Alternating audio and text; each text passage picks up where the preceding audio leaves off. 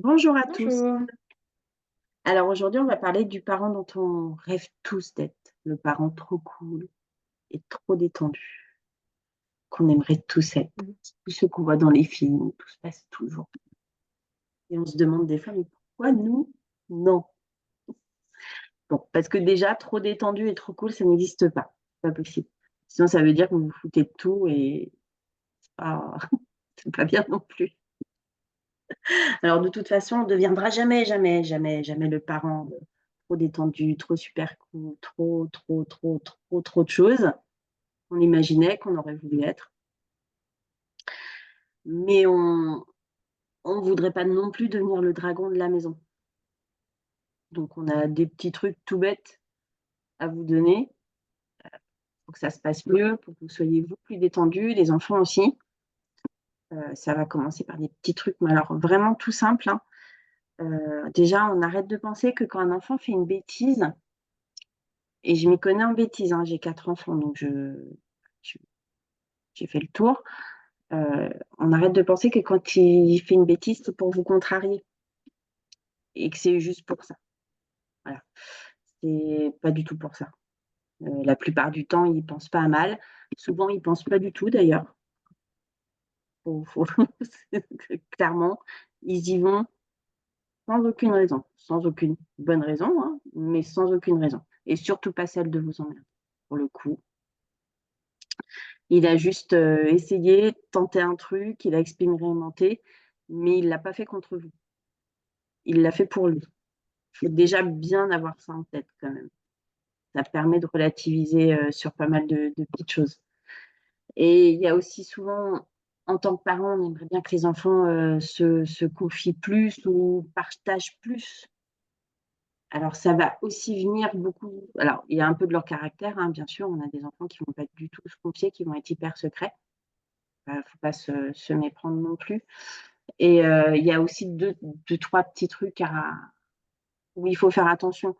On va pas traiter, heu, les bêtises sur la même hauteur. C'est-à-dire que si, il a laissé son bol traîner, sur le bar de la cuisine ou sur la table à manger, qu'il a pas mis dans le lave-vaisselle ou dans l'évier, s'il prend une engueulade de la mort, vous pensez bien que s'il faisait une plus grosse bêtise ou s'il avait un plus gros problème que ça, il se demanderait automatiquement, même inconsciemment, hein, ce qu'il prendrait et quelle engueulade et dans quelle mesure ça pourrait monter encore plus haut. Donc forcément, il va pas venir se confronter à ça, pas du tout. Il va préférer soit rien dire, soit se tourner vers quelqu'un d'autre, un grand-parent, un ami, un oncle, une tante. Mais du coup, à nous aussi de mesurer selon la gravité. Faut éviter d'être trop contrôlant. Alors pour les petits, c'est encore pas trop problématique, mais quand ils arrivent au collège, ils vont vouloir s'habiller, se coiffer différemment. C'est pas toujours Même en facile. primaire, hein. Il y en a qui font preuve d'imagination des fois, hein, donc là encore, hein, c'est pas du tout pour vous agacer. Ils se cherchent, ils ont besoin de voir, leurs limites à eux. Ils ont besoin de voir où se trouve leur personnalité et alors sans non plus que ça dépasse trop vos limites, il faut les laisser expérimenter un minima et du coup, c'était à vous de bouger un peu vos limites, sans aller non plus, complètement dans le sens inverse, mais voilà, faites un pas vers eux. Cédez sur quelques trucs, ça vous plaira pas de toute façon. Enfin, les modes, c'est pas les nôtres. Ce qu'ils trouvent cool, nous, pour nous, c'est aberrant. Il y aura pas d'accord. Donc, soyez un peu plus détendus là-dessus. Ça va leur faire du bien et vous verrez que souvent, c'est une petite période et puis ça revient assez vite à la normale, en fait. Il y a jamais de grosse gravité sur ces choses-là. Heu, alors il vaut mieux, pour le coup, les accompagner que les diriger ou les contrôler froidement, en fait. Faut leur laisser une place pour s'épanouir. Donc un conseil aussi, c'est d'apprendre à mesurer vos réactions. Quelle serait votre réaction pour la plus grosse pour la plus grosse bêtise que vous puissiez imaginer. Partie de là, vous allez voir qu'après, en redescendant un petit peu, forcément, vous allez pouvoir aiguiller un petit peu mieux vos réactions. Parce que vous ne pourrez pas toujours être là. Selon si il a fait une énorme bêtise ou si juste il a cassé un vase, on ne va pas pouvoir avoir la même réaction. C'est pas possible. Donc même vous, ça va vous aider à vous dire, bah non, là, c'est peut-être pas si grave que ça, c'est peut-être juste une maladresse, et puis bah, il va ramasser, et puis voilà, on n'en parle plus.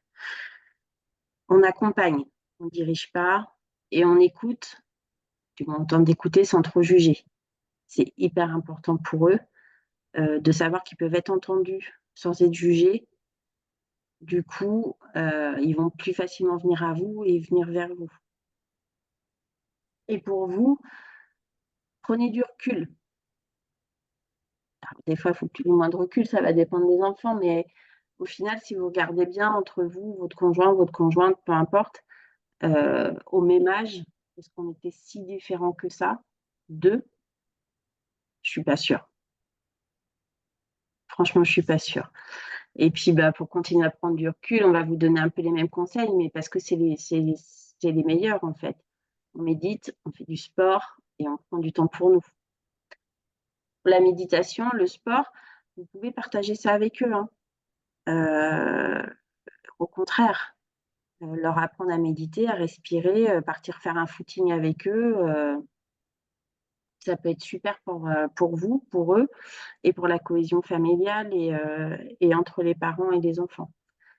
Donc, ouais, moi je conseille assez en fait. La balade, le sport avec les enfants, partager ça, ça renoue des liens et ça permet de faire redescendre les tensions. Et puis bah, pour finir, vous essayez de mettre un peu de bonne humeur dans la journée quand vous rentrez le soir. Je sais, hein, c'est pas évident quand on rentre le soir, on est crevé, on n'a pas que ça à penser. Mais essayez d'avoir des petits moments de bonne humeur et surtout n'hésitez pas à leur dire que vous les aimez, qu'ils sachent que c'est inconditionnel. Vous le savez. Eux, des fois, selon les âges, ils ne le savent pas forcément. Voilà, pour moi, aujourd'hui. Merci Marine. À bientôt. À bientôt.